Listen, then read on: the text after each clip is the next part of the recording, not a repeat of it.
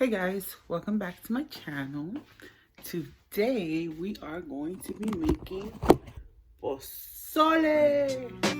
Down everything that's been thrown at me till I break out of everything that's controlling me. Cause I know, yeah I know that this world's a little crazy, but I know, still I know that this world will never faze me. So It's cold, I'm cold. So we're gonna start by getting the pot and filling it up. And then I got, I'll show you right now. Let me fill up the pot first. First, let me start off by saying, I know people make pozole different ways. This is how I make it. You might think that it's not right or that I'm missing an ingredient or whatever, but this is how I make it. And mine usually comes out really good. So. All right, and now I have a bowl because I like to put my meat in a bowl and I like to wash it.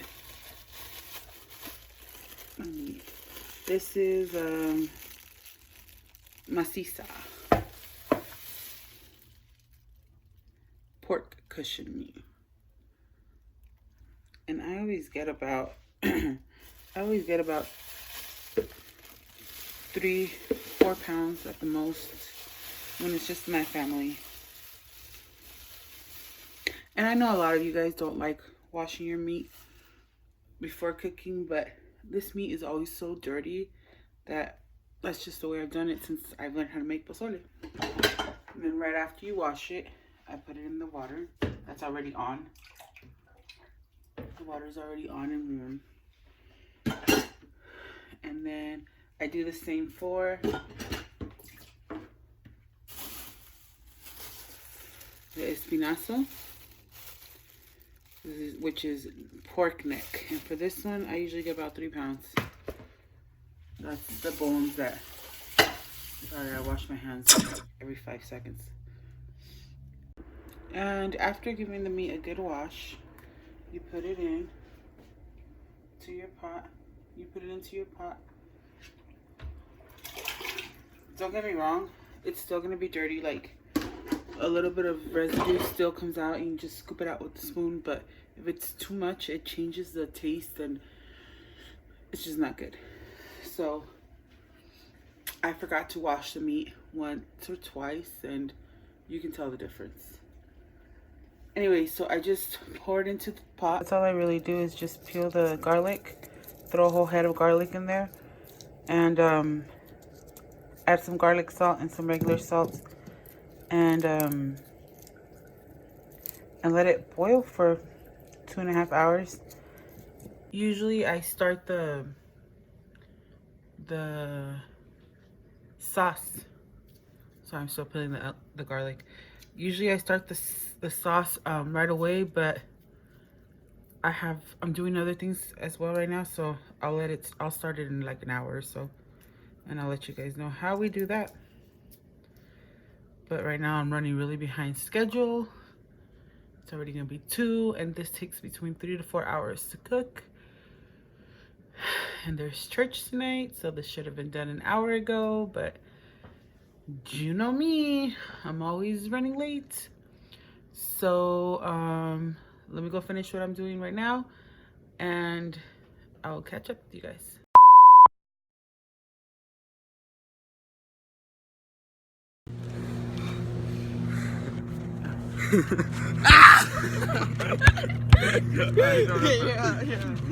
You're out. I'm out? Yeah. Oh, that's right. Ready? Yeah. Diego! Okay, Adrian, you jumped. Alright. That was bad. Read it, read it. That was bad. Let me do it. I can't do it. Yeah, right. I would play Diego. Let's be sure. I can't move. I just go like. You can't move. Or I can't do You can't move. it. It's hard. What if she did it Let me behind do it, her and let me do laid it, it in the let basket? Imagine big. That was a.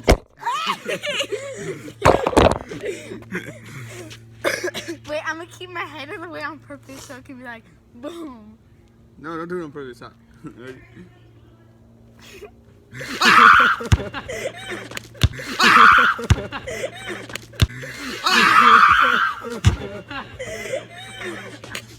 I forgot to show you guys that I like to add some garlic salt.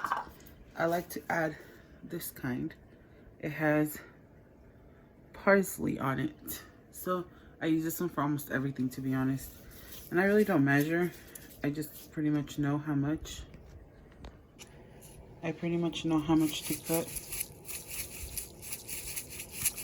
And it's just to give the meat a little bit of, okay, I'll be honest with you. For the pozole, I always take the lid off. And it's just to give the meat seasoning. It's garlic salt. It doesn't really leave it salty. I still need to add salt later, but for right now, this is what it looks like. And we just cover it up, let it boil for a couple of hours, and the sauce is next. Okay guys, like I told you, you see all that? All that is nasty. So you take it as best as you can, and I'm just gonna add it on top of the grease I already had there. And you kind of clean it up, because that's all dirt, and it would have been so much worse if I didn't clean it.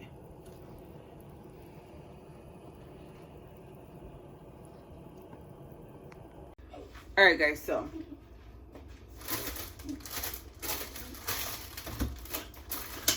next we're boiling the chiles. So I always use this one.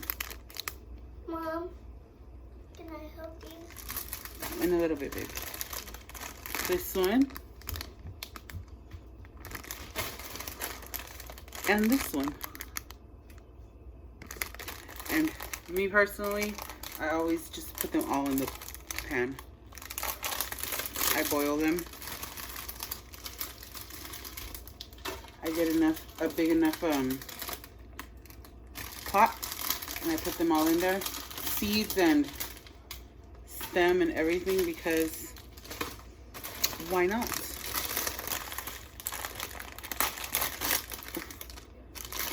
These chiles smell really good. And I know a lot of people don't like cooking with the seeds, but I like it.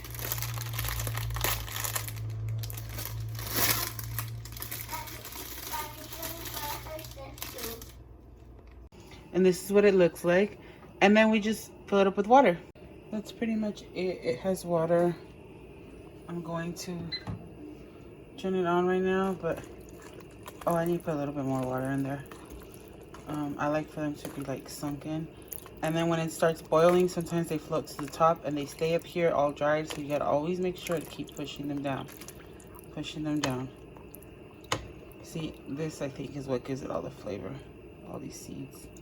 I could have taken the tails off, but it's fine.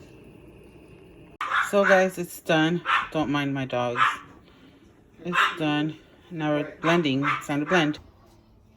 So now we're just gonna put it on the blender and blend away. At this point, I do take the stems off.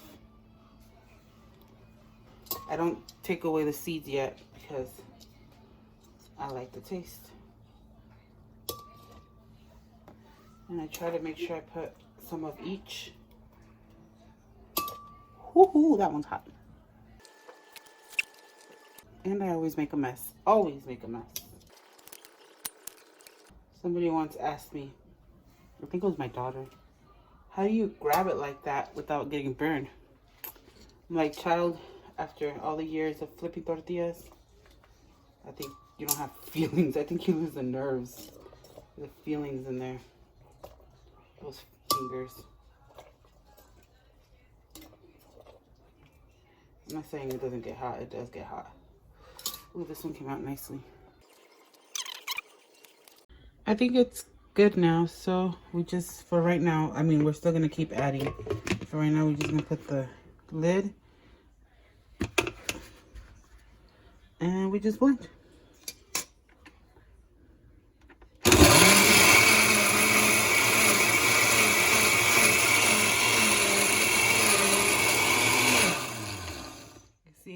You see how thick it is though? You're gonna add the liquid that comes from here.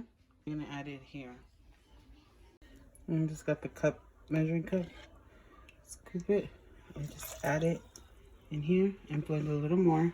And add salt to your taste, little by little. And then you have something like this. And I like to pour it in here because we don't really want the seeds in there. And I use the same juice. I'll either use this juice or the juice that I boil the chiles in and pour it in so that it starts being less thick. But I like to have it like this in the beginning. You see how it kind of starts right away, starts changing the color of everything.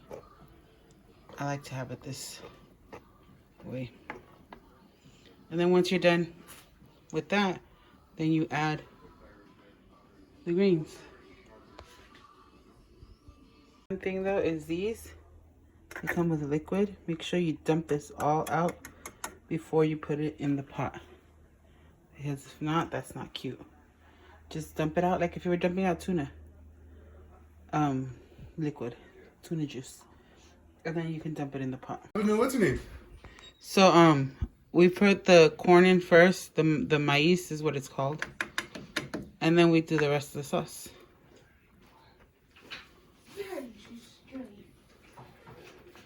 So, yeah.